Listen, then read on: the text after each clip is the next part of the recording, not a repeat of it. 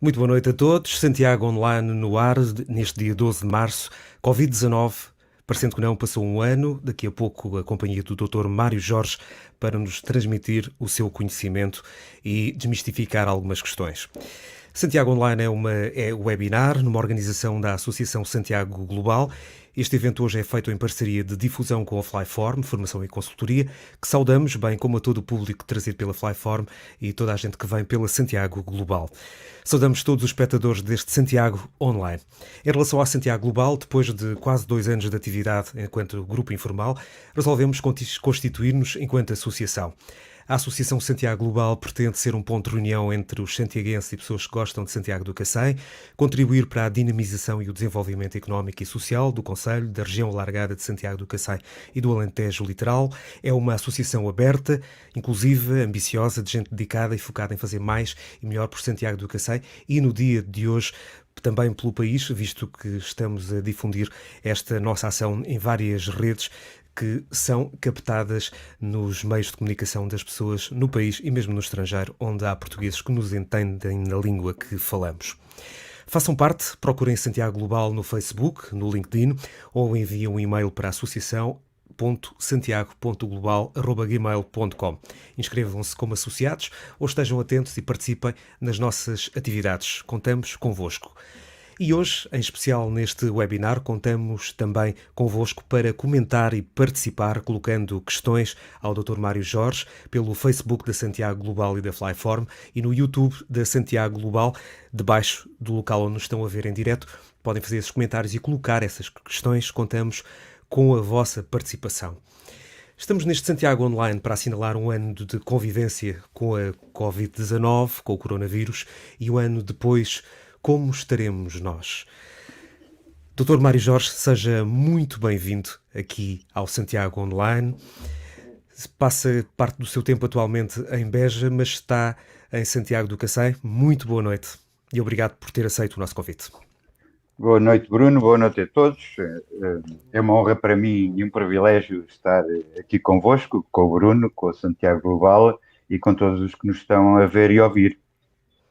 No sentido também de conversarmos, discutirmos alguns assuntos polémicos, abrir, digamos, o leque de opções de informação às pessoas que muitas vezes são condicionadas por agendas mais propriamente mediáticas e outras do que propriamente pela curiosidade e ânsia de conhecimento das pessoas. Isto é muito importante. Haver realmente possibilidade de haver fóruns como este, em que as pessoas podem diretamente fazer perguntas das questões que mais os apoquentam, e eu terei muito gosto em responder a todas da maneira que conseguir. Em primeiro lugar, tinha um pedido a fazer, é que eu quero me associar à Santiago Global e, portanto, assim que puder preencher a minha ficha de inscrição, a seguir esta estou emissão, muito interessado nisso. Fica já a seguir à emissão, fico muito contente com isso. Muito cansado depois de uma semana de trabalho a coordenar a saúde no Alentejo, poderemos tratar disso. Eu antes ainda quero apresentá-lo, e é importante dizerem que áreas todas dentro da área da saúde é que se movimenta. O Dr. Mário Jorge, que é também Rego dos Santos, nasceu em Portugal, em Santiago do Cacém, e onde está agora e onde reside. É licenciado em Medicina pela Universidade de Coimbra, tem os cursos de especialização em Saúde Pública, Promoção da Saúde e Gestão de Cuidados de Saúde Primários, todos ministrados pela Escola Nacional de Saúde Pública da Universidade Nova de Lisboa, curso de Medicina das Viagens pelo Instituto de Higiene e Medicina Tropical Pública, também da Universidade Nova, e o curso de Orientadores de Formação pela Faculdade de Medicina de Lisboa e o curso Passas pelo Instituto Nacional de Administração.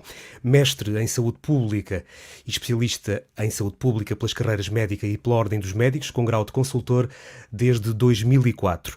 É médico especialista em Medicina do Viajante, foi delegado de saúde numa série de localidades, cidades e vilas no Alentejo, Aljustrel, Castro Verde, Ourique e também Almodóvar.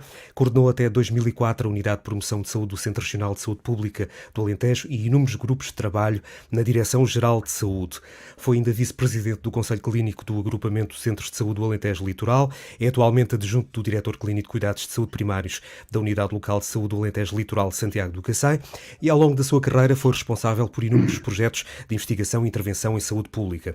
Autor de várias publicações científicas, livros e artigos nas áreas de saúde pública, epidemiologia, doenças transmissíveis, saúde mental e saúde ambiental. Formador reconhecido pelo Ministério da Educação para a formação contínua de professores, pelo Sistema Nacional de Certificações e Formação. Foi presidente do Conselho Nacional do Médico Interno na Ordem dos Médicos até 1997 e presidente da Associação Nacional de Médicos de Saúde Pública e ainda vogal da direção da Sociedade Portuguesa de Suicidologia. Tem mantido regularmente atividade docente como assistente convidado nas áreas de Educação e Promoção de Saúde e Epidemiologia na Universidade Nova, ENSP, Universidade Lusófona, Tecnologias e Humanidades e Escolas Superiores de Saúde de Beja e de Setúbal.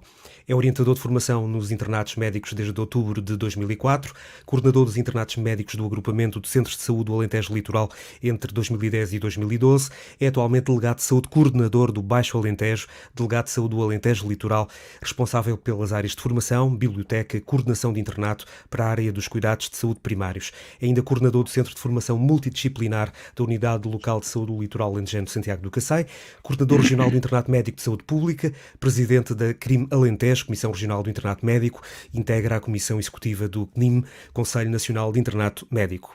Ainda coordena o grupo coordenador regional do Programa de Prevenção e Controlo de Infecção, resistência aos antimicrobianos da Administração Regional de Saúde do Alentejo, Direção Nacional do Programa Bairros Saudáveis, onde faz parte também, e integra ainda o Grupo de Trabalho para a Reforma da Saúde Pública. Um leque muito abrangente, Dr. Mário Jorge, em que participa e onde teve a oportunidade nestas vertentes todas, nas que atualmente ainda mantém, de tomar contacto com esta Covid-19. Sei que nos traz uma apresentação sobre o que era o ano passado o nosso conhecimento sobre o coronavírus e a Covid-19, o antes e o agora. Será que antes sabíamos muito do coronavírus e agora sabemos ainda mais? É um pouco assim. Eu só queria fazer uma pequena retificação, porque provavelmente por lápis meu, eu desde junho do ano passado que já não sou adjunto da diretora clínica dos cuidados de saúde primários, portanto é um cargo mas de qualquer que forma assim, tem em si essa experiência também, tenho juntar a este leque vasto. Como é que viu desse lado este ano que passou e com tudo o que as pessoas tiveram que enfrentar? Foi tremendo por um lado, fantástico por outro. Para já, a capacidade de trabalho dos nossos profissionais excedeu muito o que eu esperaria. Sabia que eram pessoas trabalhadoras, mas trabalhámos dia e de noite, fins de semana, a chegar às vezes às 7 da manhã, 6 da manhã ao serviço, principalmente nos períodos de maior aperto, sem folgas, sem férias, e toda a gente aguentou e penso que prestamos todos um grande serviço ao país, embora de uma maneira muito discreta e com alguma eficiência, devo dizer.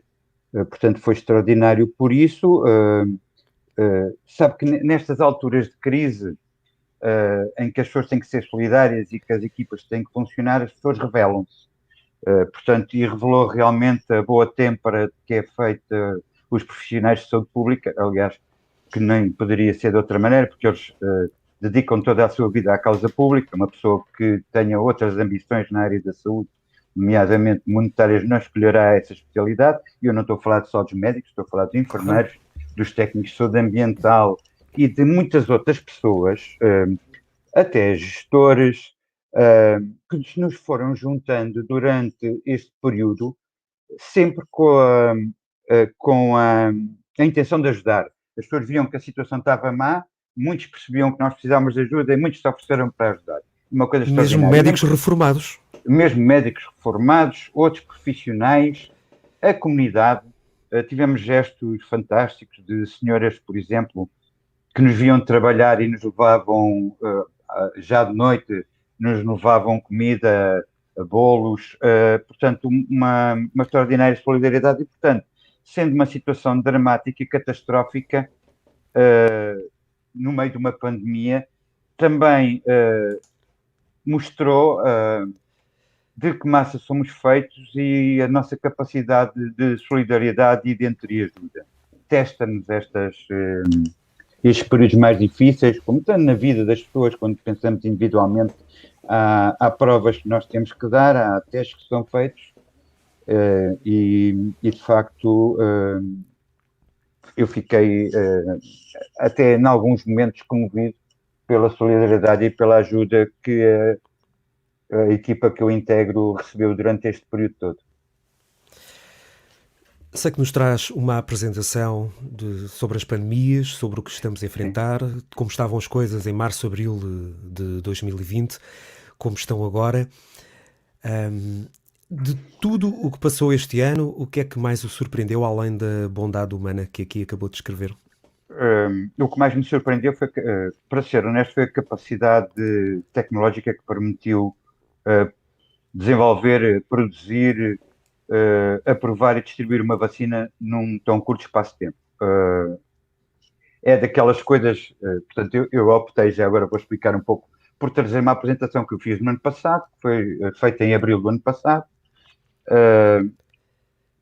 porque, entretanto, passou um ano e para ver, desde abril do ano passado, todos nós fomos acompanhando diariamente a evolução da pandemia. O que se dizia em abril do ano passado é engraçado. Portanto, é engraçado para acompanharmos e para depois discutirmos e até para eu dizer, em alguns pontos, onde é que me enganei e também o que é que eu não faria agora. Se fosse hoje. Se fosse hoje. Mas, de facto, nós, quando nos surpreendemos com coisas fantásticas. As pandemias alteram a história, por isso é que há muitas referências históricas, alteram os costumes e alteram a nossa maneira de olhar o mundo. Vou dar um exemplo. Imagine que nós, em dezembro de 2019, nos cruzávamos com uma pessoa com uma máscara na rua. Afastávamos dela, não era? Pessoa com máscara deve ser perigoso. Bom, agora vemos uma pessoa sem máscara na rua, afastamos-nos dela. Portanto, Inverteu-se tudo. Inverteu-se tudo. Por exemplo, ter a cara tapada em espaços públicos em França, por causa das burcas, é proibido, agora é obrigatório. Portanto, há uma série de pequenos fenómenos sociais que alteram a nossa maneira de ver o mundo ao longo de uma pandemia e, claro, quanto mais tempo ela persiste, mais eles vão enraizando.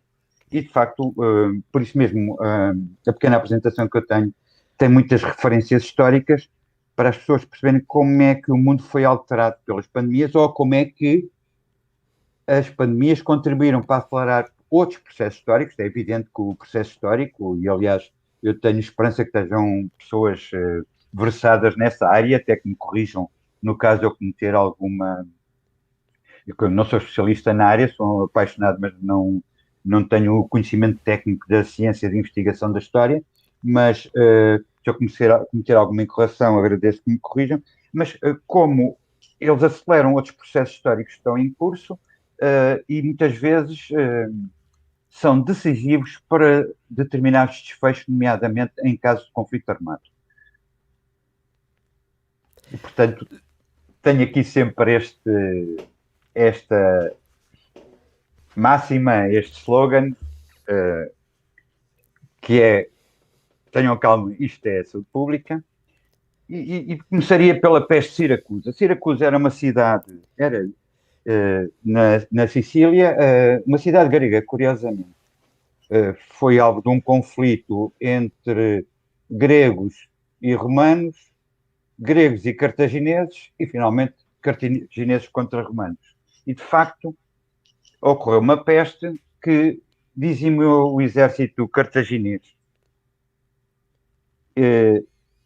Isto provocou, por um lado, o ocaso, a cidade grega estava cercada, o próprio Arquimedes morreu em Siracusa, a cidade grega estava cercada, devido à peste, os romanos saíram vencedores, e isto alterou completamente a história. Houve o ocaso do período helenístico, portanto, da civilização grega. Os cartagineses ou púnicos que lhe disputavam a primazia foram derrotados em grande parte devido às baixas provocadas pelas doenças, e emerge o Império Romano como um império dominante, que depois consubstanciaria esse poder com a derrota de Aníbal Barca na Segunda Guerra Púnica. A derrota dos cartagineses e, portanto, o domínio do Império Romano sobre o Mediterrâneo, que na altura era um umbigo do mundo, pelo menos do mundo que nós conhecemos, porque outras civilizações se desenvolviam noutros locais. Esta peste era realmente uma peste, Yersinia pestis, o nome da bactéria, transmitida pelos ratos, neste caso a ratazana cinzenta, que apareceu na Europa precisamente nesta altura, transportando, digamos, a primeira vaga de uma de muitas pandemias de peste que ocorreram na história da humanidade.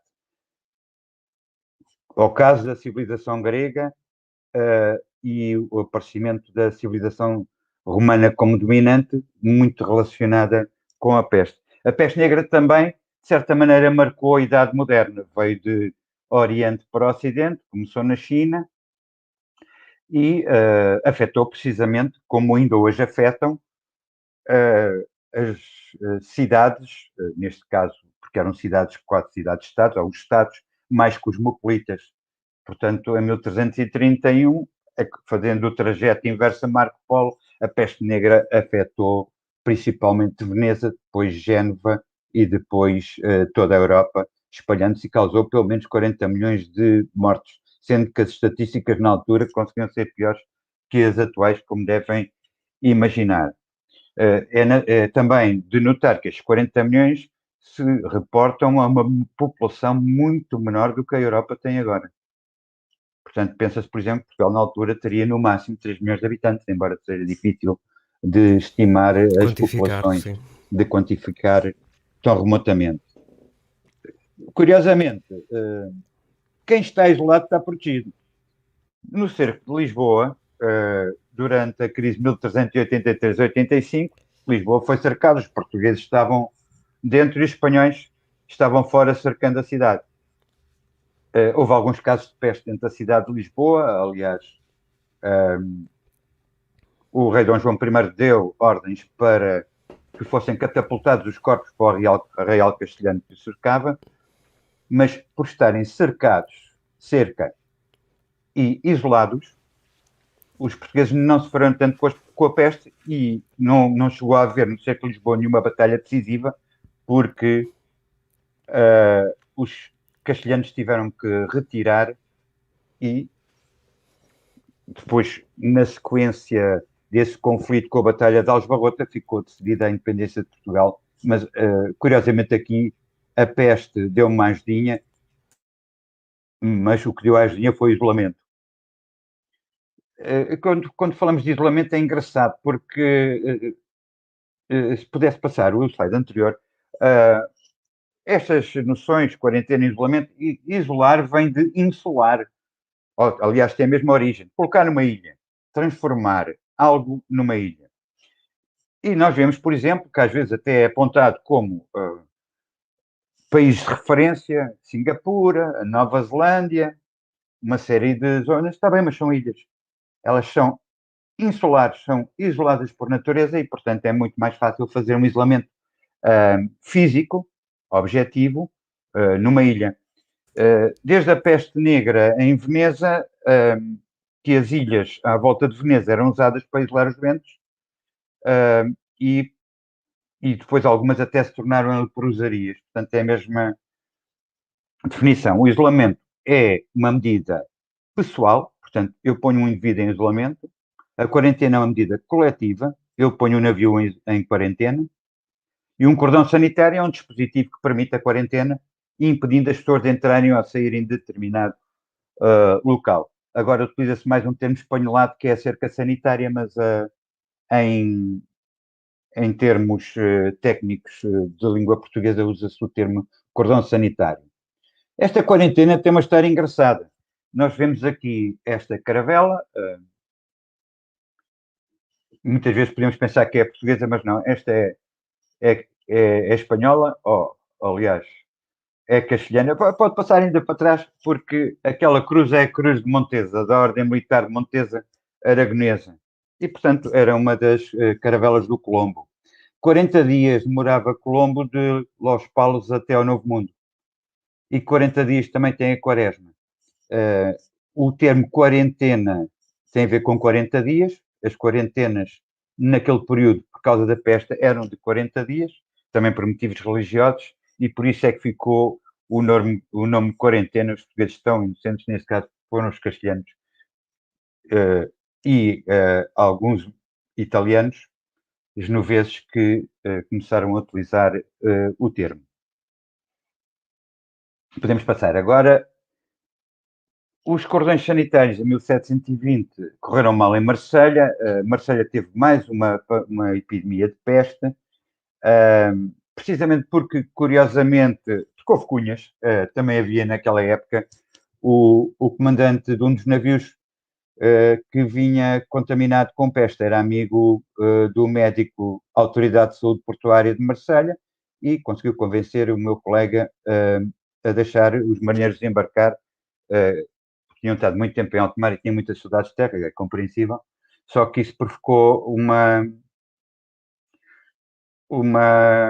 peste em que matou 220 mil pessoas. E é de notar que 40 mil delas foram mortas pelas tropas francesas que cercaram a cidade.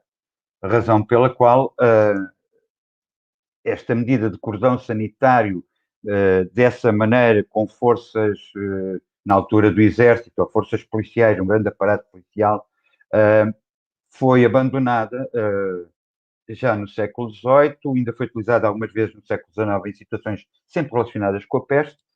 Ricardo Jorge usou na cerca sanitária do Porto, também numa epidemia de peste, mas só voltaram a ser recuperadas agora. É daquelas surpresas. Eu, na minha carreira, nunca pensei voltar a ver cercas sanitárias que não eram usadas desde os anos 20 do século passado. Há cerca de 100 anos. Havia outras o caso pandemias, mais recente, o do Ovar. O caso mais recente, o do Ovar, já com o Covid. Paradigmático e de rabo de peixe, que está nos Açores, sim, que está em vigor ainda. A sífilis é outra pandemia importante. Portanto, a sífilis não era conhecida no Ocidente, os espanhóis e os portugueses também, como vamos ver, mas na descoberta do Novo Mundo e das interações, neste caso é uma doença, uma infecção sexualmente transmissível, neste caso através do contacto sexual com as pessoas do Novo Mundo, importaram entretanto, na altura, Nápoles pertencia à coroa de Aragão, e quando os franceses invadiram a Itália e cercaram Nápoles, tropas espanholas, vindas do Novo Mundo, ficaram a reforçar a cidade. Foi o que os franceses chamam uma derrota de guerra. Havia um cerco, havia escaramuças, mas não houve uma batalha decisiva, mais uma vez. Havia os militares espanhóis e napolitanos dentro das muralhas da cidade, os franceses a cercar, mas as prostitutas entravam e saíam da cidade e espalharam a sífilis, que na altura, como todas as novas doenças, como todas as doenças que quando emergem, matavam em 15 dias. Portanto, era uma doença, tal como a varíola, também dizimou a população da América, uma vez que eles também não tinham contacto com o vírus da varíola. E mais uma vez aqui mudou o mundo. Nápoles salvou-se, mas o Império Espanhol entrou em declínio. Mas nós também entramos em contacto com a sífilis na América do Sul, principalmente no que agora se chama Brasil, e transportamos para a Índia, onde a doença é conhecida como paranquereré, que quer dizer a doença do português. Portanto, estas doenças viajam e por isso é importante termos essa noção geográfica e cartográfica das doenças. A sífilis foi atribuída curiosamente, a água. Portanto, basicamente, naquela altura, toda a gente sabia que a sífilis era sexualmente transmissível, menos os médicos. E, portanto, recomendavam o encerramento dos banhos públicos. Há sempre muita pressão para alguns estabelecimentos que pareçam relacionados com a doença encerrarem, seja qual doença for, e os hábitos de higiene diminuíram substancialmente. Temos aqui o rei Dom João VI, por exemplo, que só tomou banho 2 vezes na vida, quando nasceu, e depois já 50 anos, por recomendação do médico. Dizem que a camisa, ele também tinha muitos inimigos que escreviam particularmente bem, mas dizem que a camisa dele estava de tal maneira agarrada ao corpo. Isto foi no Brasil, porque foi depois da invasão francesa que teve que ser um cirurgião a remover a camisa. Pode passar. Mais trabalho para o seu colega Mais trabalho para o brasileiro meu da colega. altura. É verdade. Podemos passar ao slide seguinte, exatamente. E já agora ao seguinte, alguns viajam de navio e ali estávamos a ver como é que a febre amarela, aquele slide tinha uma transição que não se conseguiu ver. Como é que a febre amarela atravessou o Atlântico, a doença que atravessou, isso mesmo, a doença que atravessou o Atlântico foi a febre amarela que os portugueses levaram da África para o Novo Mundo, para o Brasil, precisamente nos barcos negreiros, onde um mosquito, o Aedes aegypti, conseguia fazer o seu ciclo de vida completo no navio negreiro com uma grande fonte de alimento. Portanto, foram os portugueses que levaram a febre amarela da África para o Brasil e, portanto, para o Novo Mundo. E na altura, com esse Podemos, império, era claro. as potências que potencialmente podiam transportar os vírus eram os portugueses, os holandeses, os espanhóis. Sim, exatamente. Sim, e os britânicos também, Também. E a determinada altura os franceses, embora os britânicos e os franceses gostassem E mais de... tarde os belgas, já numa fase Pois, posterior. isso já... os belgas, não é bem, aquilo era mais do rei Leopoldo do que propriamente da nação belga, atenção. Exatamente. Era um feudo privado. Mais circunscrito. Mais circunscrito. Mas podemos passar, que se calhar os meus... Eu pensei que isto demorava em menos tempo. Lá, temos aqui a varíola matou milhões de ameríndios, de nativos americanos. Muitas vezes é atribuído ao colonialismo, é verdade, em parte, mas, por exemplo, os espanhóis, nós temos relatos que até tinham boas relações com algumas grandes cidades habitadas, por exemplo, do atual Arizona e do Novo México, quando chegavam lá, e depois ficavam surpreendidíssimos porque tentavam voltar lá, onde tinham sido bem recebidos, estavam os edifícios e não havia habitantes. Todos tinham morrido de varíola. Portanto, dizimou, e dizimou ao ponto, podemos passar, que este indivíduo, Jeffrey Amstead, que, entre outras patifarias, verificou que os índios eram tão sensíveis ao vírus da varíola que se decidiu utilizar mantas contaminadas com o vírus da varíola para infectar os índios das reservas e assim os de exterminar. Este indivíduo depois ficou também ligado a muitas atrocidades que ocorreram na guerra, primeiro entre os britânicos e os franceses e depois na própria guerra da independência americana. A varíola, no entanto, tem algumas coisas bastante importantes. Uma delas é que é com a varíola que surge a primeira vacina. Um colega meu chamado Jenner, inventou a vacina da varíola. E já agora, vacina vem de vaca. Porquê? Porque era uma varíola bovina, que era inoculada. Mas a primeira pessoa a fazer, sob o ponto de vista científico, em 1721, o estudo sobre a inoculação de varíolas benignas foi um português chamado Jacomo de Castro Sarmento, ou no seu nome original, de Cristão Novo, Jacó de Castro Sarmento. Foi professor da Universidade de Aberdeen. É o primeiro estudo científico do método de escarificação para prevenção da varíola e é o primeiro estudo científico que existe sobre algo que se possa parecer com uma vacina. Aqui temos um povo bem nosso conhecido, os visigodos, com Alarico I que conquista Roma.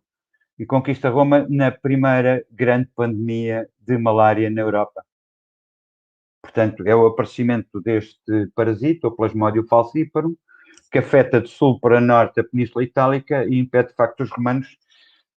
Eles foram derrotados muitas vezes ao longo da sua história, mas eles conseguiram sempre recompor-se perante a sua capacidade de mobilizar tropas.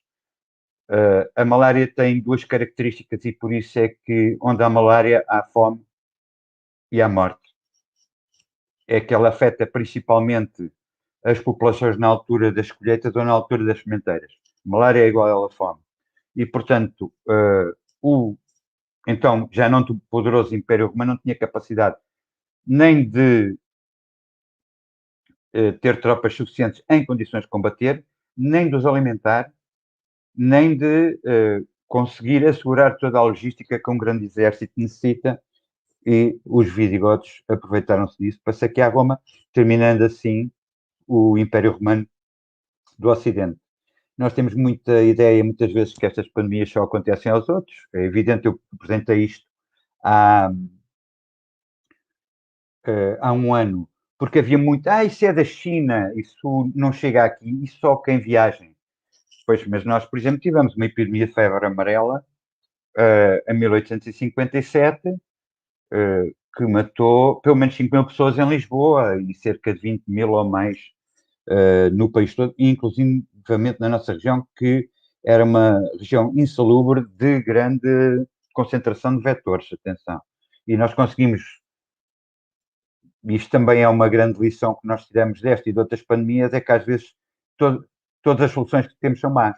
Portanto, nós conseguimos eliminar este mosquito nos anos 60 devido ao DDT, que, como todos sabemos, é tóxico e é muito inimigo do ambiente.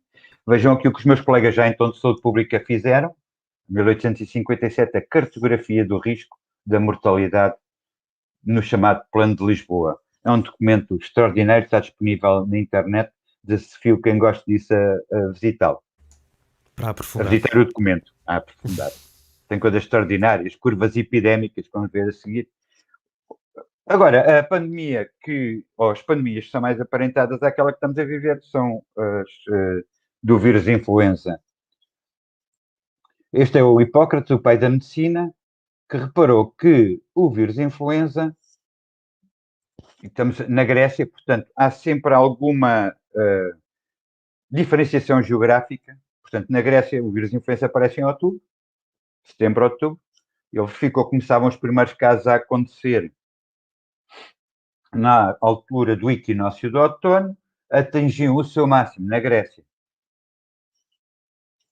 no solstício de inverno, iam diminuindo até ao equinócio de primavera, e na altura do solstício de verão deixava de haver vírus. Isto só podia ser influenza dos astros, e portanto chamaram vírus influenza ao vírus da gripe. Mas a gripe, de Portanto, o facto, é senhor muito... Hipócrates traçou esse padrão e Exatamente. começou a dar esse contributo, além de ter inspirado o nome do juramento, que é feito em medicina Exatamente. logo no princípio. O Hipócrates, vamos lá ver, é uma pessoa tão importante que pensa-se que acabou por como acontece com César, só houve um César, mas depois nós temos a era dos Césares. Pensa-se que eventualmente o seu nome se terá transformado num cargo, algo semelhante a Diretor-Geral de Saúde da democracia ateniense, o que é curioso, porque tem muitas coisas escritas, pode ser por discípulos, claro, mas provavelmente terá acontecido isso. Podemos passar um pouco à frente. Estes vírus de influenza, o vírus da gripe ataca-nos todos os anos, é uma gripe sazonal, nós conhecemos muito bem, desde a antiguidade, como vemos, mas mais ou menos 30 em 30, 40 em 40 anos porta-se mal e causa uma pandemia. A maior pandemia foi aquela que nós estávamos a falar, ainda antes de começar o programa, a famosa pneumónica, ou a gripe espanhola. Vemos ali as tropas portuguesas, aqui, desmobilizadas depois da Batalha de La Lise, aqui os três pastorinhos de Fátima, Francisco e Jacinta morreram com a pneumónica. Aliás, eu tinha uma bisavó que era enfermeira e a Jacinta morreu na cabeceira dessa enfermeira que me relatou. Ainda tive a oportunidade de relatar os últimos momentos da Jacinta. Portanto, ainda quando eu era criança, as pessoas ainda falavam da pneumónica em sordina, não falavam muito alto da pneumónica. Foi Podia dar azar. realmente E era muito duro voltar a relembrar. muito duro, ainda por cima, porque ela coincide, se é que não despoleta ou não precipita o fim da Primeira Guerra Mundial, da Grande Guerra. Nós atualmente foram exumados cadáveres de soldados belgas na Flandres que estavam infectados pelo vírus H1N1 da pneumónica e, portanto, eventualmente ela já estava a afetar as tropas na frente de combate. Mas ela dissemina-se pelo regresso dos militares da guerra. Há relatos extraordinários, mas muito chocantes, de os soldados regressam à festa da aldeia, passado 4 ou 5 dias as pessoas começam a morrer. E, portanto, é bastante chocante, afetou muito o país. Temos aqui a ver as 2 vagas da pneumónica. Há pandemias com 2 vagas, pandemias com 3 vagas. Estou-me a referir à gripe. Atenção que na altura era mais fácil distinguir as vagas nestes gráficos, porque ainda não havia sistemas de vigilância epidemiológica como temos hoje e, portanto, as vagas eram vistas pelas mortes e não pelo número de casos. Nós temos, por causa disso, a vigilância da gripe, que vigiamos com muita regularidade, temos de passar à frente. As doenças respiratórias virais, há as que são de gripe e há as outras, podemos passar à frente. Os Hs e os Ns são os vírus da gripe, podemos passar à frente, porque eu estou um pouquinho atrasado, acho que me entusiasmei e os nossos ouvintes devem estar já bastante fartos. É natural também que se queira fazer este relato histórico, até porque nós só conhecemos uma pandemia, mas existiram várias. Existiram muitas. E vamos chegar rapidamente ao coronavírus, ao Covid-19. À Covid-19. E quem verificar aqui vê o HCV. O HCV já é vigiado desde 2012. O HCV é Human Coronavirus. Nas suas outras fases visíveis. É um velho conhecido, um velho inimigo, e já se portou mal 2 vezes. Portou-se mal com o SARS. Aliás, a doença chama-se SARS-CoV-2, porque o SARS-CoV-1 foi a famosa pneumonia atípica de 2003 na China, com muitos mortos, e o MERS, que é o síndrome respiratório do Médio Oriente, mais ou menos relacionados com os camelos, e estou a falar dos quadrúpedes e não de bípedes, são felizmente raros em Portugal. Os quadrúpedes. Pode andar. Podemos avançar. Um vírus conhecido com o genoma diferente, na altura foi quando o Ruben Amorim foi para o Sporting. A equipa é a mesma, mas atenção, a equipa é a mesma. Mas uma pequena mudança de uma equipa técnica enorme, uma direção que é a mesma, uma pequena mudança pode alterar muito. Bom, eu estava longe de imaginar, eu sou benfiquista, estava longe... Aqui foi um dos pontos em que o doutor provavelmente se enganou, provavelmente. Provavelmente. Mas eu estava longe de imaginar que o Sporting iria estar à frente com 13 pontos de avanço no meu clube, mas eu também estava longe de imaginar que esta pandemia, que eu já sabia que era uma pandemia, que ia piorar, ia atingir a dimensão, como nós dizemos em linguagem de epidemiologia, esta magnitude que atingiu nos meses de dezembro, janeiro e fevereiro deste ano. Estava longe de imaginar. Factos atípicos, todos estes. Começando o Sporting, acabando na pandemia. Exatamente. Ou seja, realmente uma equipa como o Sporting, algo débil, mantendo mais ou menos o mesmo plantel, muda alguma coisinha, neste caso o treinador, e a equipa tem o treinador e a pandemia, atenção. Lá está alguns aspectos. Por exemplo, esta equipa tinha dificuldades quando jogava no seu próprio estádio. Os adeptos...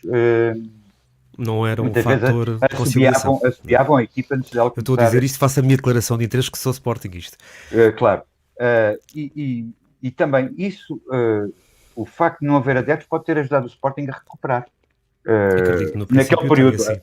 Sim, Sim. agora se entrarem no estádio de Alvalade com Já adeptos, está toda a gente são, satisfeita, não é?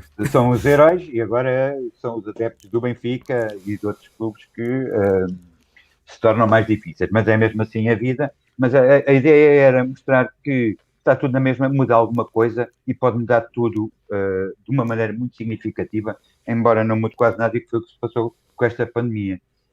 Podemos andar um pouco à frente. Outra coisa chocante, por um lado, é a informação de baixa qualidade. Por exemplo, a ADN do vírus já foi descodificado. É um grande sucesso, porque este vírus não tem ADN. Portanto, se o descodificaram, Uma coisa é um vírus impossível. RNA. Exatamente. E depois estas mensagens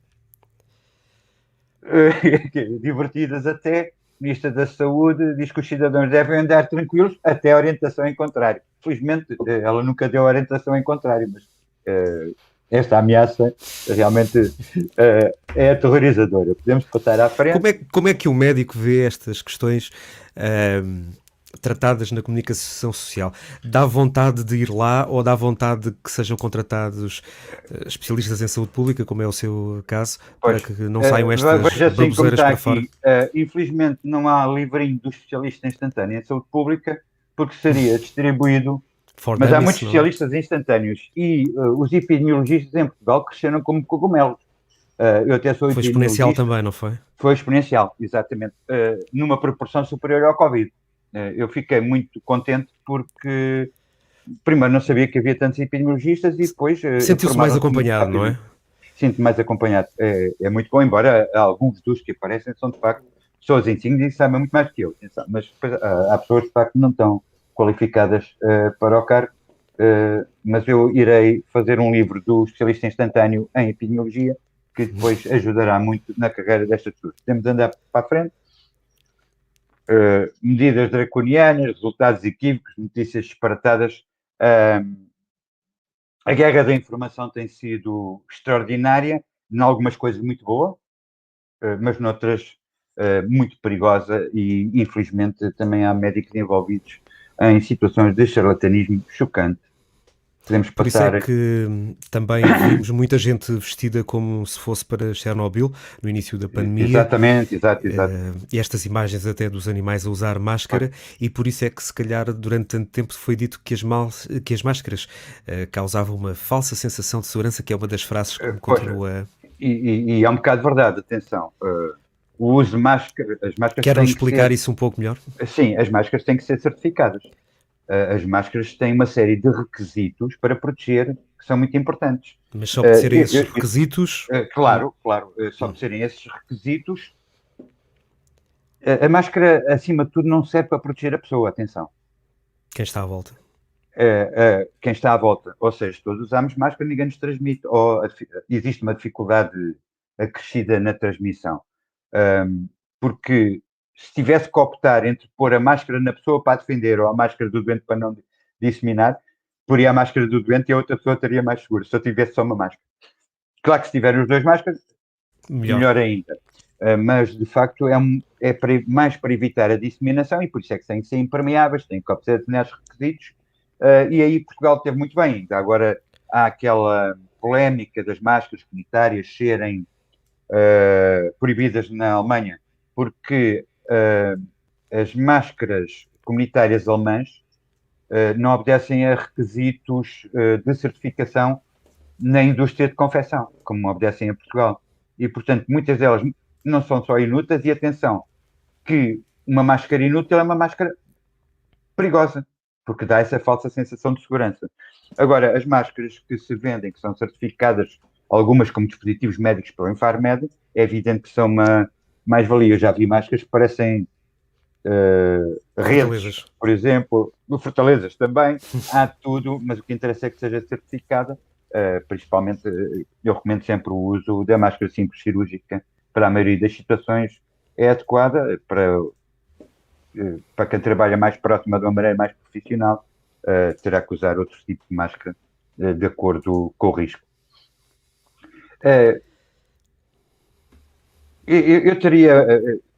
Eu ia já para a última avançaria um bocadinho, porque já estamos atrasados. Eu peço desculpa aos nossos ouvintes, passamos para a frente. Continuamos. Uma coisa que continuamos, o slide anterior. Agora é que voltamos ao princípio. O nosso objetivo voltou a ser baixar a curva. Nós estamos quase como estávamos em março do ano passado, só com muitas mortes atrás de nós e uma vaga pandémica de grande dimensão, aliás, partilhada com muitos outros países. A grande questão continua a ser esta dicotomia entre o RT e o número de novos casos? Não é bem uma dicotomia, o RT decorre do número de novos casos. Só que é uma análise feita, o RT é ao longo da linha do tempo. Por isso é que nós vemos às vezes o RT diminuir e o número de casos a aumentar, ou ao contrário, é isso? Pode acontecer, aliás, porque depois também depende do período de tempo em que o RT é calculado. Isso aí tem que se perguntar a um epidemiologista a sério, o professor Baltazar Nunes, que faz esses cálculos, tanto como a vasta equipa.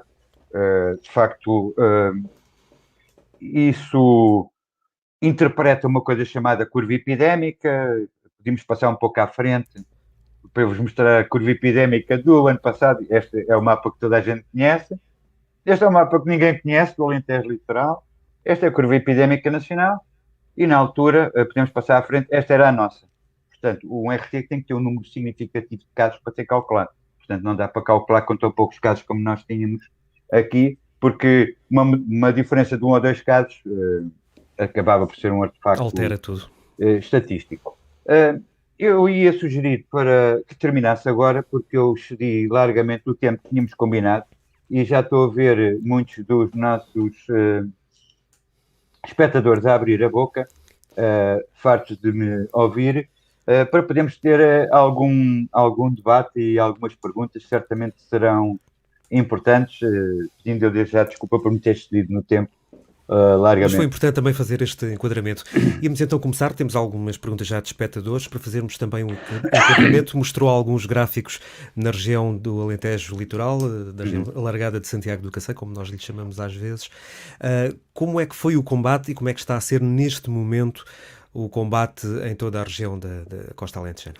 E do Baixo Alentejo já agora, porque também é uma realidade com que contacta todos os dias, naturalmente. Sim.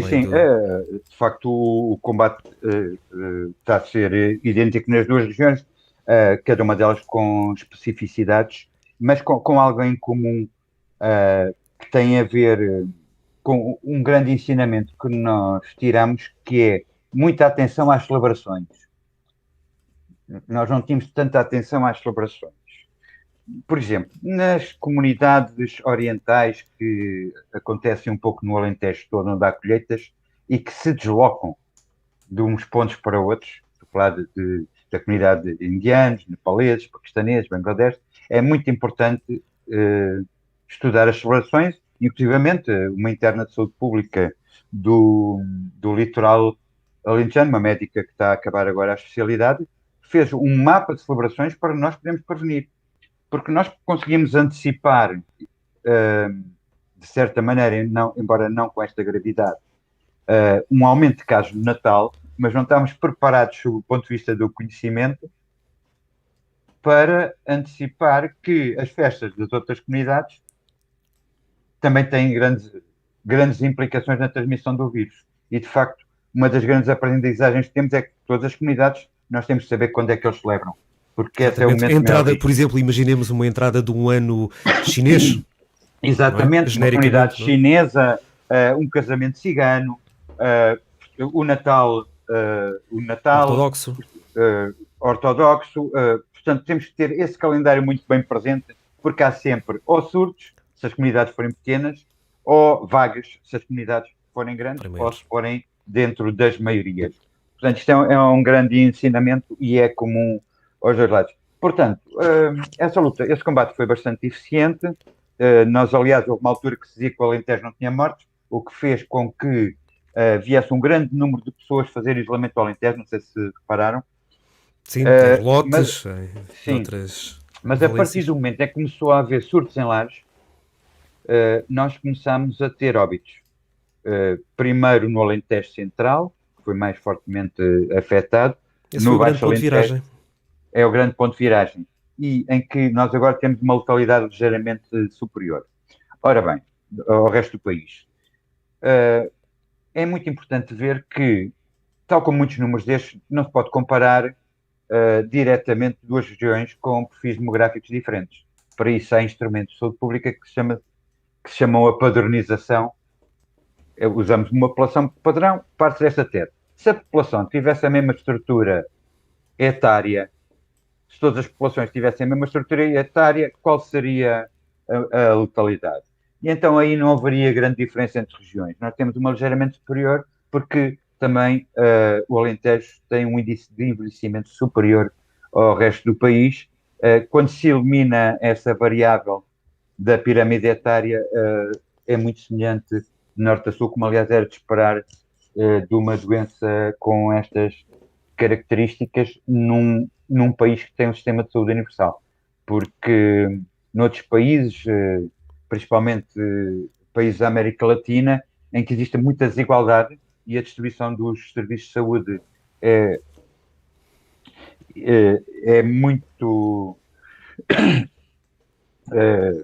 injusta, dispar, de região para região, pode haver zonas em que as pessoas morrem porque não têm assistência médica, por simplesmente, e outras onde existe assistência médica de excelência em simultâneo. Isso é muito característico dos países do terceiro mundo.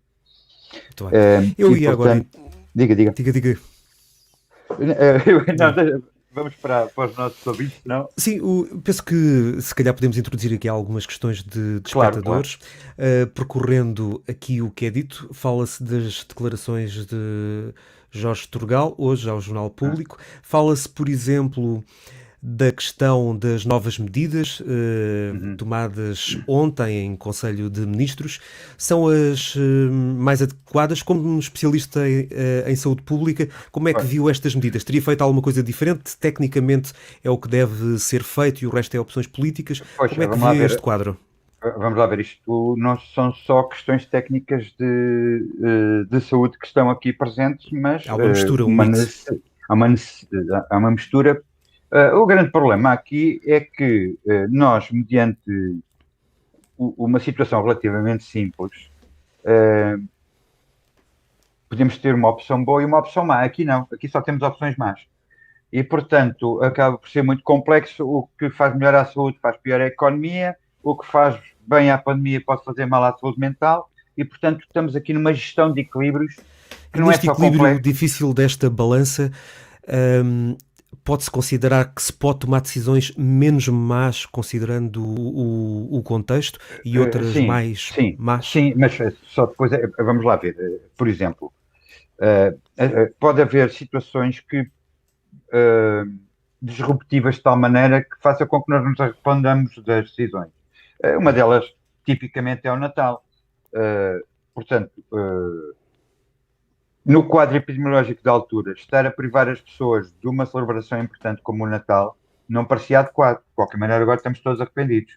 Porquê? Porque coexistiu com o aparecimento da variante inglesa, que já era conhecida, mas que não circulava com tanta, não estava tão disseminada no país, e nós não tivemos a noção que ela poderia ter um impacto tão grande na rapidez de disseminação ao longo do tempo. Lá está no RT que estava a falar há bocado, Sim.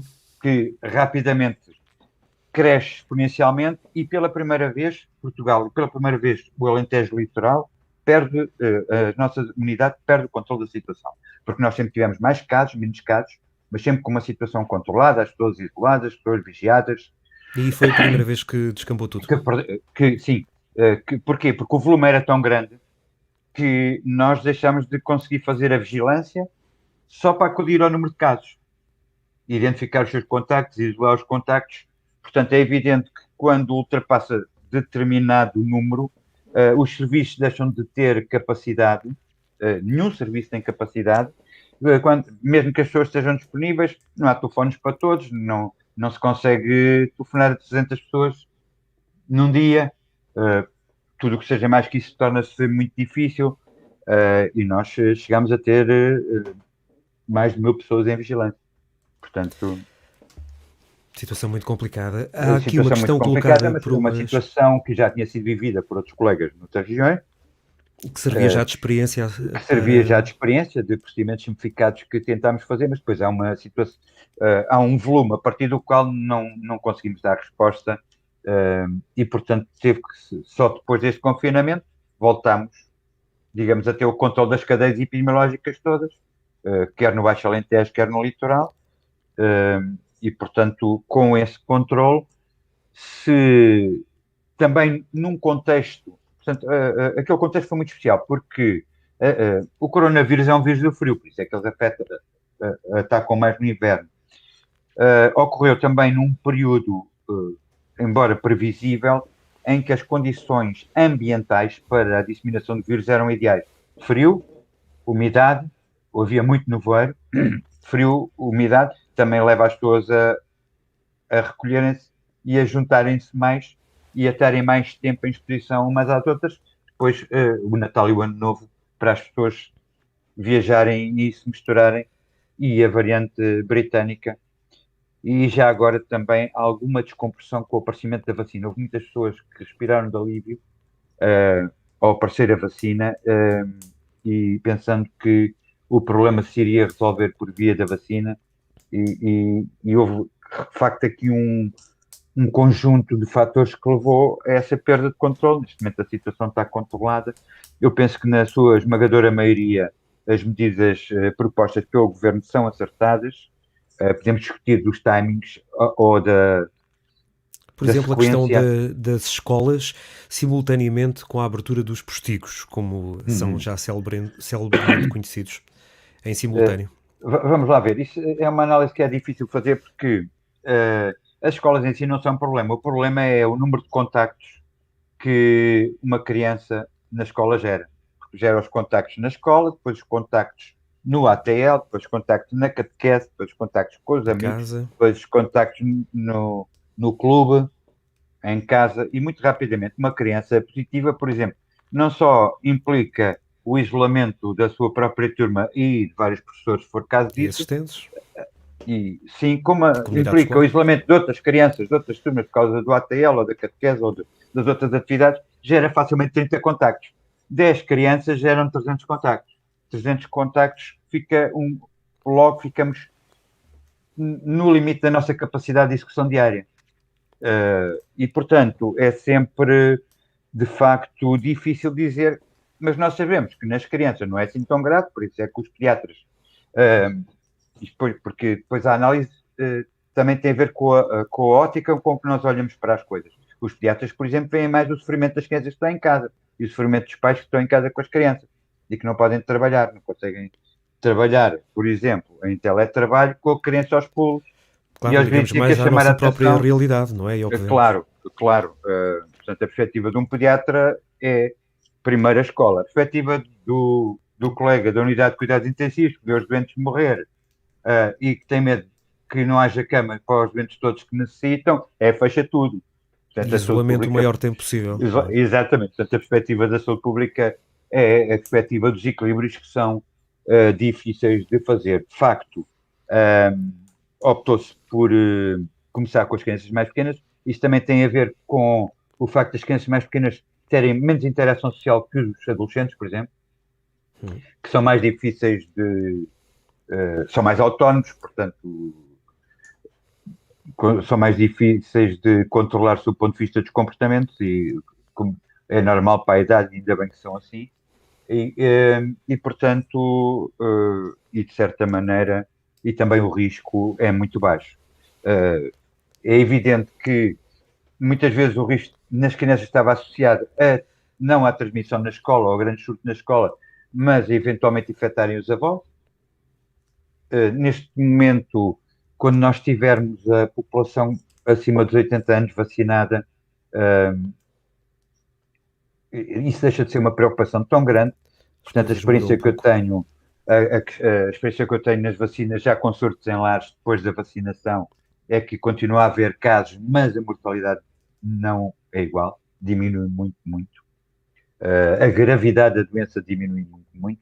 E, portanto, eu penso que sim. Há uma medida que eu nunca concordo, conhecendo o interior do país, que é a proibição de circulação entre concelhos, ou pelo menos entre alguns concelhos. Há concelhos que são tão interiores, são tão abandonados e têm tão pouca população, que, por exemplo, podem não ter uma estação de correio ou um supermercado. Eu estou a pensar em Barrancos, por exemplo. E Uhum. penso que é uma crueldade estabelecer uma data de dias de impossibilidade de circulação das pessoas para concelhos tão pequenos. Ou seja, no fundo, o conjunto de dois, três, quatro conselhos formaria um Exatamente. conselho normal atendendo à Sim, outra densidade exa demográfica, não é? exatamente. E Eu aos acho que serviços isso existentes. poderia fazer sentido em função dos serviços existentes, da densidade demográfica, como disse, e não de uma divisão administrativa, por assim dizer.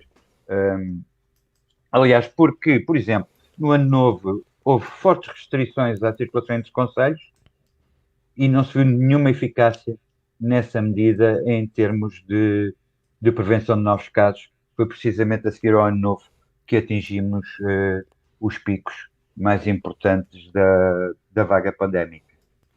Agora ia propor-lhe passarmos para outra questão, para o que a SARS-CoV-2 faz às pessoas.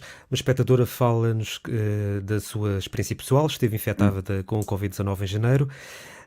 Deve fazer teste à imunidade? Não deve? Ficou com sequelas, diz, respiratórias, bem como ainda não recuperou o olfacto e o paladar. Uhum. São descrições Pois, muito comuns e muito agora há outro comuns, género de complicações cardíacas que estão aos claro. poucos a ser reportadas. Isto já acontecia com os outros coronavírus? Já acontecia. Só que, como eles infectavam muito menos gente, ainda eram mais raras. Dava-se menos pelas Portanto, coisas. sim, há aqui vários aspectos que são diferentes. O vírus, quando infecta, não infecta só as narinas, nem os pulmões. A infecção, o vírus dissemina-se e multiplica-se no nosso organismo e pode afetar qualquer órgão. Coração, rins, fígado e até o sistema nervoso central. Uh, E, portanto, complicações tardias existem, sequelas que ficam da presença do vírus também podem existir, como existem nas outras doenças todas. Atenção. Curiosamente, de todos os sintomas, o olfato e o paladar mostra-se, e isso, essa afecção do olfato e do paladar comprova o que eu estava a dizer, que o sistema nervoso é afetado, que são nervos, que são afetados, demoram muito tempo a recuperar. Nós temos relatos de pessoas que, passados 6 meses, Ainda não ainda não recuperaram. estavam, ainda não tinham recuperado totalmente o olfato e o paladar. No geral, recupera-se. E essas Embora pessoas devem não, testar a imunidade depois, mais para a não frente? obrigatoriamente, não obrigatoriamente. É controverso, primeiro porque é um vírus RNA, pronto, eu não passei a minha apresentação toda, mas os resultados dos estudos imunitários são muito bons para a estatística, mas quando são aplicados à pessoa concreta, são controversos. Portanto, o vírus porta-se mal na produção de anticorpos. Há pessoas, por exemplo, que estão imunes, mas não aparecem anticorpos nenhums, mas se forem infectados aparecem muitos. Outros têm um nível razoável de anticorpos, mas se forem infectados não aumentam. Portanto, ele é um bocadinho controverso. Ainda não temos conhecimento científico suficiente e, portanto, o que interessa é rapidamente conseguirmos, através dos mecanismos todos que temos ao nosso dispor, entre os quais a vacina é mais potente, sem dúvida, que o vírus deixe de se transmitir. E, portanto, diminuindo a possibilidade de transmissão do vírus, há sempre uma percentagem de pessoas. Quando nós dizemos a vacina é 95% eficaz, isto quer dizer que há 5%. Em cada 100 há 5 pessoas a que a vacina não produz o efeito que se pretende. Mas isto acontece em todas as Todas as doenças vacinas, não é? preveníveis pela vacinação e nós conseguimos eliminar o sarampo, conseguimos praticamente eliminar todas as doenças preveníveis pela vacinação e também estou certo que no caso da imunidade conferida por esta vacina ser persistente, também conseguiremos eliminar esta, sem dúvida.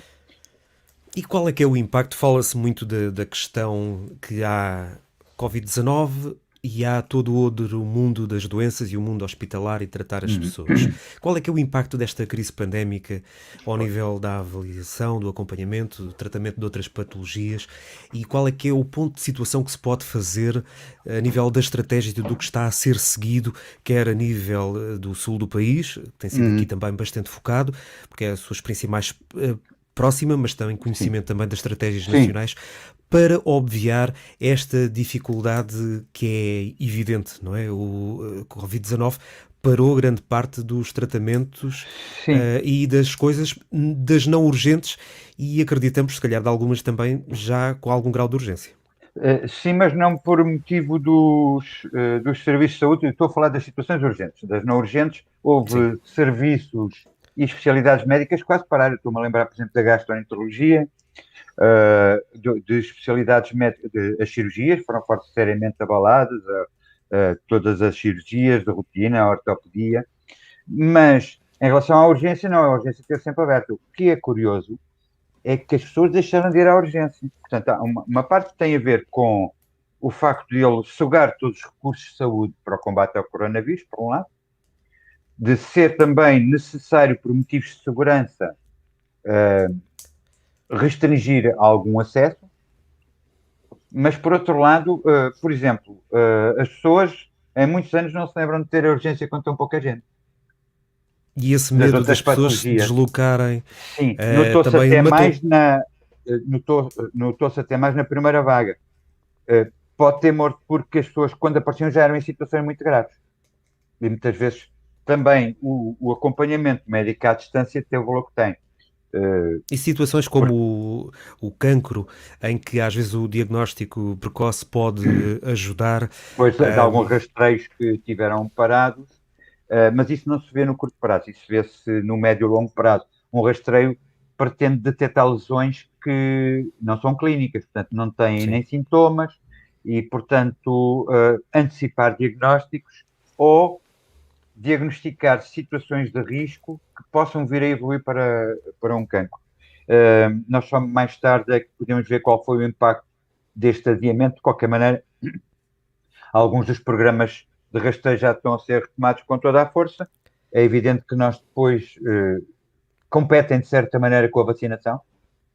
Portanto, nós não conseguimos testar uma multidão, vacinar uma multidão e recuperar o trabalho que não se fez porque foi desviado para o Covid, tudo ao mesmo tempo. Os recursos são finitos e, acima de tudo, também é preciso ver que o que decorre deste ano são milhares de profissionais de saúde, sem férias, sem fins de semana, sem folgas portanto, cansados.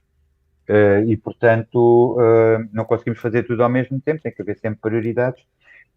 Mas, para mim, muito honestamente, a prioridade neste momento é a vacinação. Porque, aliás, porque as duas coisas estão relacionadas. Repare, nós ao vacinarmos os grupos de risco, se vacinarmos os doentes oncológicos, já podemos fazer rastreio com muito mais segurança. Ou Claro. seja, a vacinação vai ajudar ao rastreio. A vacinação vai ajudar à cirurgia.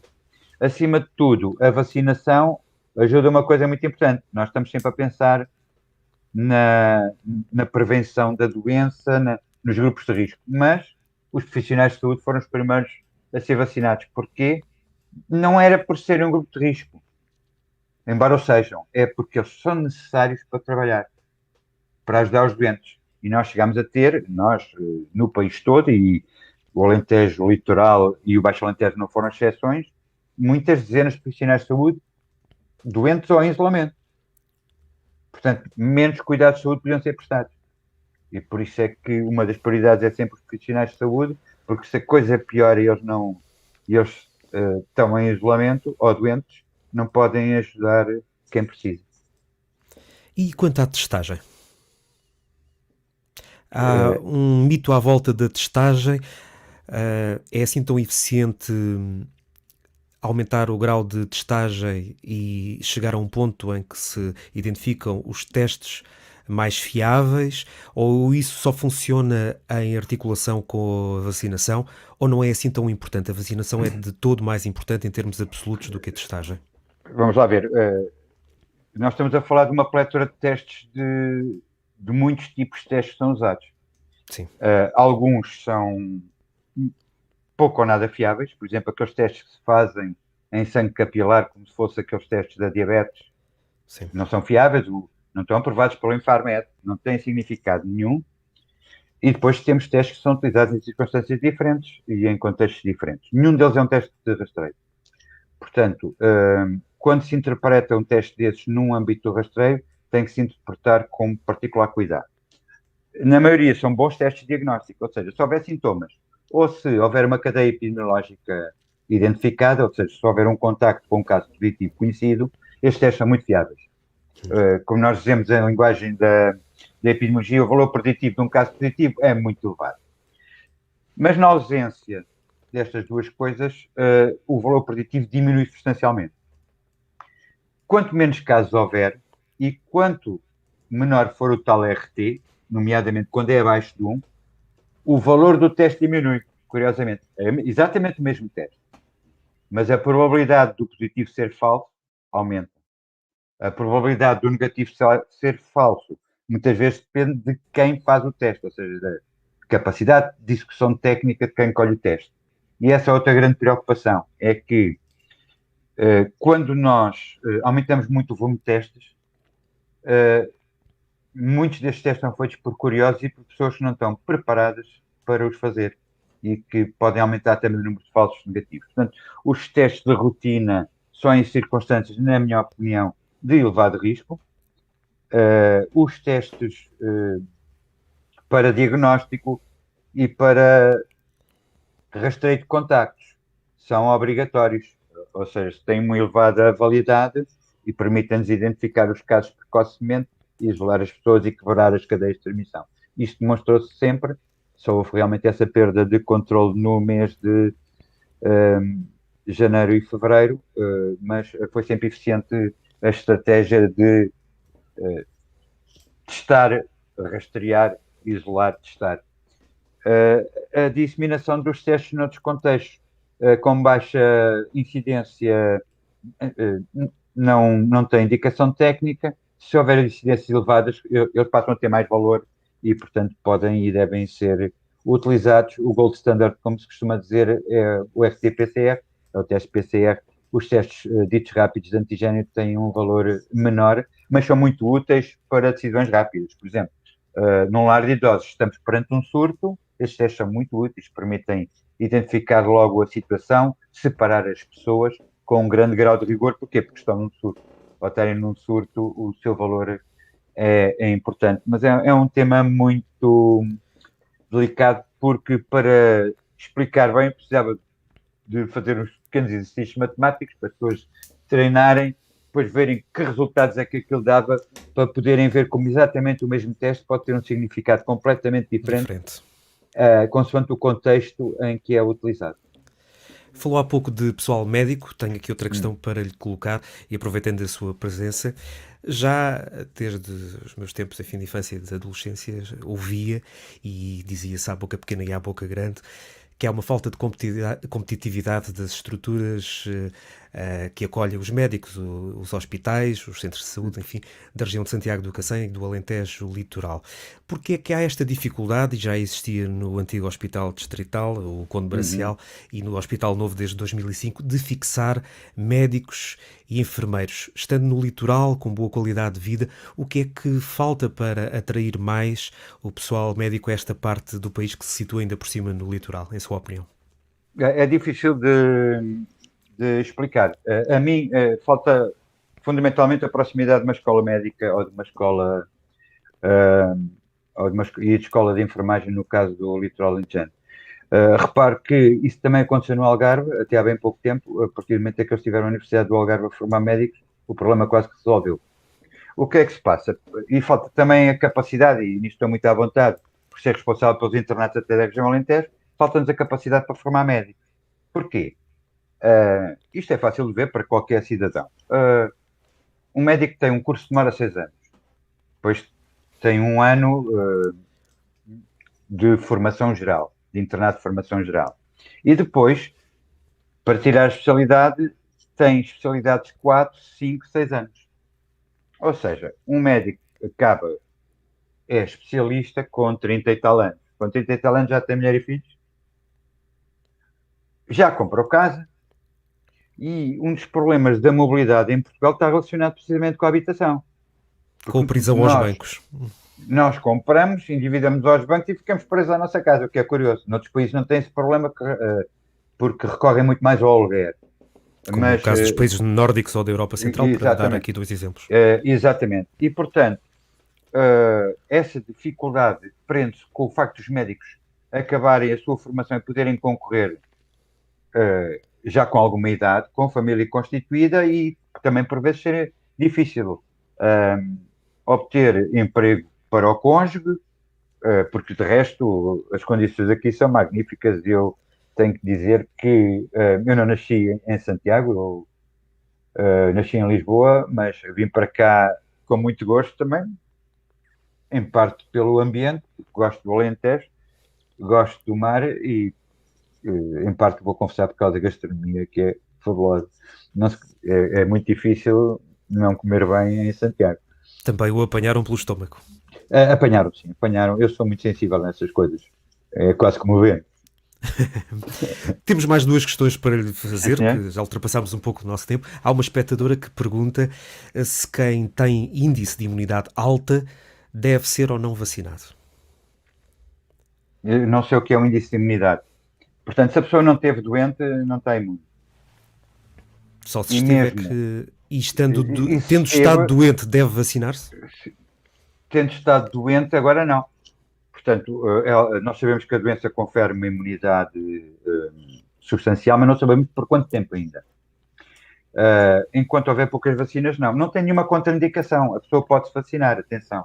As vacinas Sim. são necessárias para grupos que estão em muito maior risco. Precisam mais. As pessoas que já estiveram doentes ou não adoecem, ou se adoecem normalmente é por formas muito pouco graves da doença. Um pouco como a vacina faz o Sim. mesmo efeito e, portanto, não é a altura de se vacinar. É muito provável, há recomendações internacionais, por exemplo, que a pessoa que já esteve doente, depois de 90 dias, leva apenas uma dose de algumas das vacinas. Portanto, eu agora não quero dissertar sobre isso, porque nós temos neste momento 4 vacinas já autorizadas e vamos ter muitas mais brevemente. Portanto, cada vacina tem as suas especificidades e os seus prazos diferentes, mas neste momento não é a altura para se vacinar. No caso de não ter estado doente, não perder a oportunidade de vacina. Uma oportunidade de vacina perdida pode ser a diferença entre uma situação de saúde e uma situação muito grave. Fica dado também esse conselho. Qual é o maior risco quando a 3 de maio, eu sei que o Estado, na pessoa do Governo da República, não quer falar de desconfinamento, mas antes de reabertura progressiva, qual é o maior risco que enfrentamos? São os almocinhos? É quando estamos todos a comer sem qualquer tipo de proteção? E de que forma é que a população pode colaborar daí para a frente, especialmente, principalmente depois deste tal fim de período de reabertura faseada e antes de se alcançar a imunidade de grupo, para se conter a pandemia e para não voltarmos a confinar aí sim mais uma vez?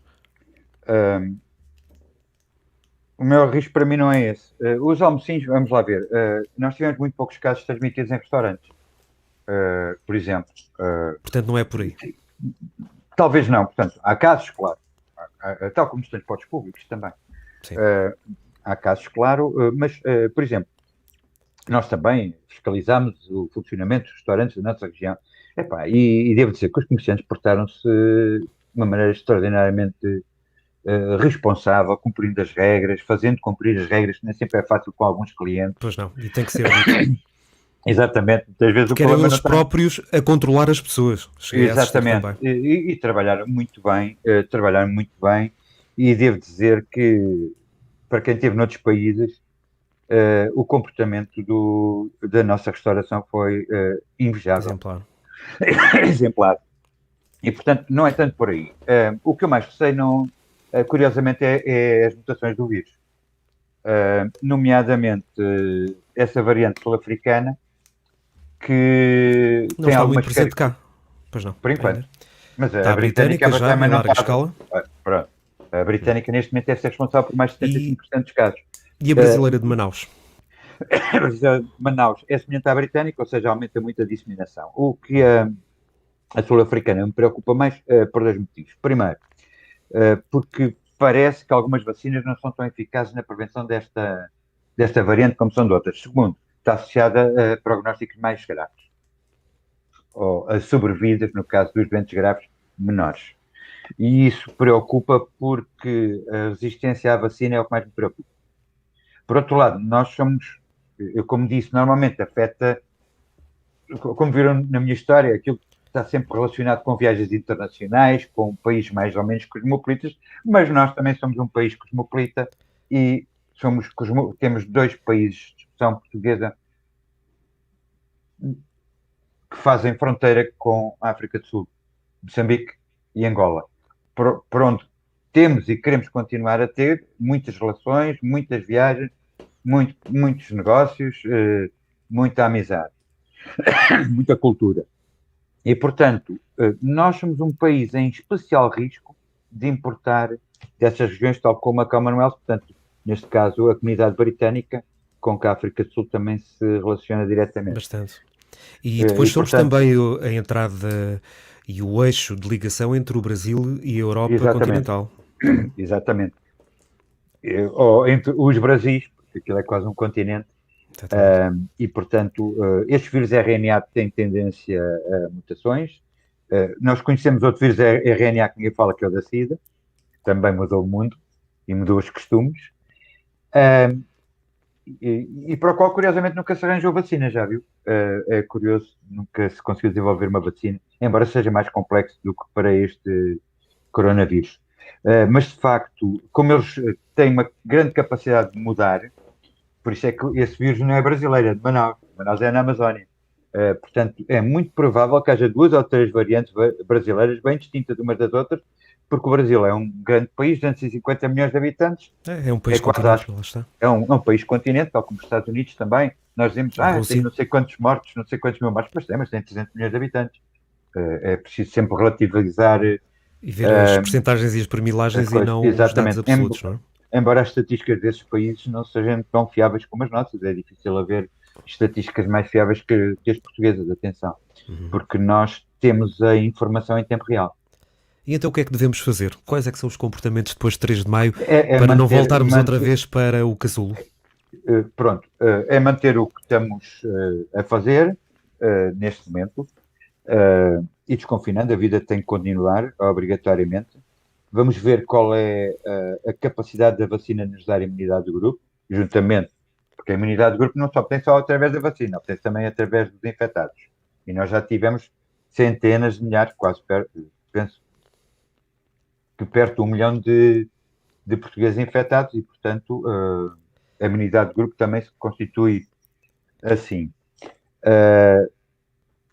Quebrando a cadeia de transmissão do vírus, e utilizando sempre alguma precaução nos nossos contactos. Por quem puder ser vacinado, não perca essa oportunidade, como eu estava a dizer, principalmente se for de um grupo de risco. E também tenha paciência para esperar pela sua vez, porque há pessoas que precisam mais. Eu, por exemplo, já agora, um assunto um pouco controverso, eu sou a favor da vacinação dos professores, mas nunca antes das pessoas com mais de 80 anos ou de pessoas que têm patologia de alto risco, a não ser os professores que realmente têm patologias de alto risco. Que se enquadram e têm as duas condições por acumulação. E atenção que infelizmente são muitos, porque a nossa classe docente também tem envelhecido de uma maneira muito substancial. Tem uma coisa boa que é tudo pessoal da minha idade e, portanto, dou-me muito bem com Então ainda ela. são novos. Ainda são novos. Pelo menos.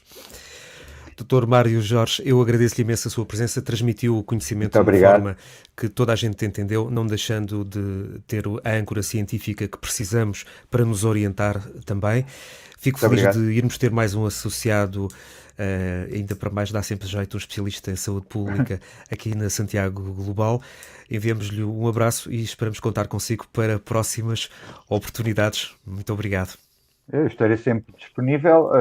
Envie-me um abraço e a ficha de inscrição. Muito bom fim de semana a todos e obrigado por terem tido a paciência de maturar. Obrigado, Dr. Mário Jorge, especialista em saúde pública e que tem estado também ele na linha da frente neste ano. Agradecemos também aos espectadores da Santiago Global e da Flyform, formação e consultoria. Pedimos novamente para se inscreverem na Santiago Global, além do Dr. Mário Jorge. O e-mail é este, associação.santiago.global@gmail.com. Boa noite a todos, até uma próxima oportunidade.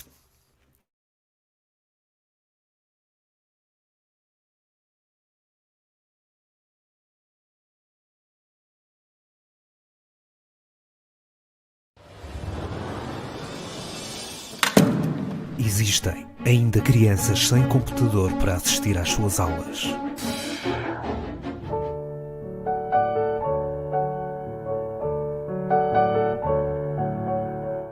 A Santiago Global junta-se ao apelo da Associação de Pais e Encarregados de Educação do Agrupamento de Escolas de Santiago do Cacém. Todos online. Um apelo lançado às empresas da região e do país, às instituições e a cada um de nós. Se tiver um computador ou tablet a funcionar, mas que não use ou possa dispensar, ofereça-o a uma criança ou jovem que dele necessite para poder assistir às aulas à distância e em pé de igualdade com os seus colegas.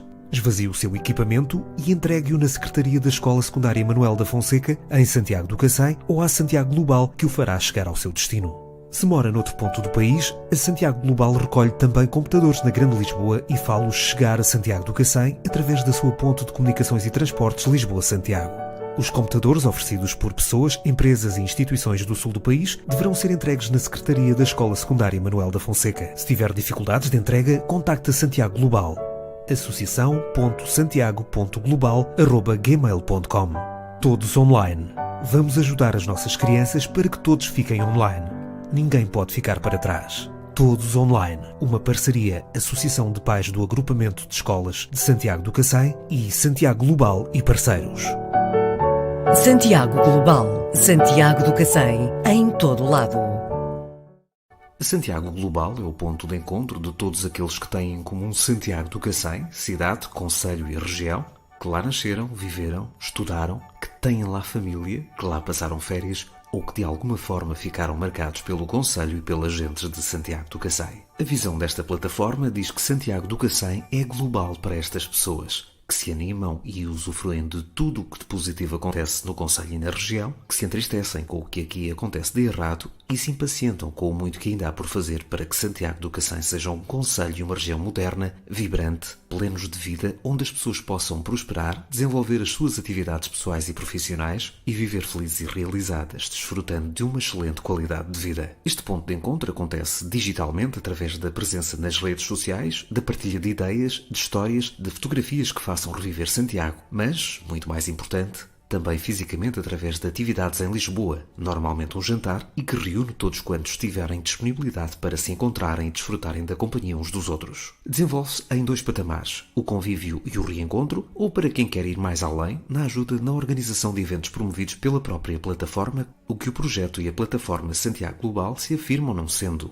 A Santiago Global não é sectária, não é partidária, nem será um veículo de luta partidária, sendo que aceita todos os santiaguenses, independentemente das suas convicções religiosas, afiliações ou simpatias partidárias ou outras, desde que partilhem os valores e estejam alinhados com os objetivos do grupo. A Santiago Global foi fundada em setembro de 2018 por 9 elementos, mas entretanto adicionada por largas dezenas de outros que se juntaram nas 5 atividades já realizadas em Lisboa, cidade onde se concentra o maior número de santiaguenses fora da própria cidade, concelho e região. As atividades da Santiago Global podem ser acompanhadas em santiagoglobal.net.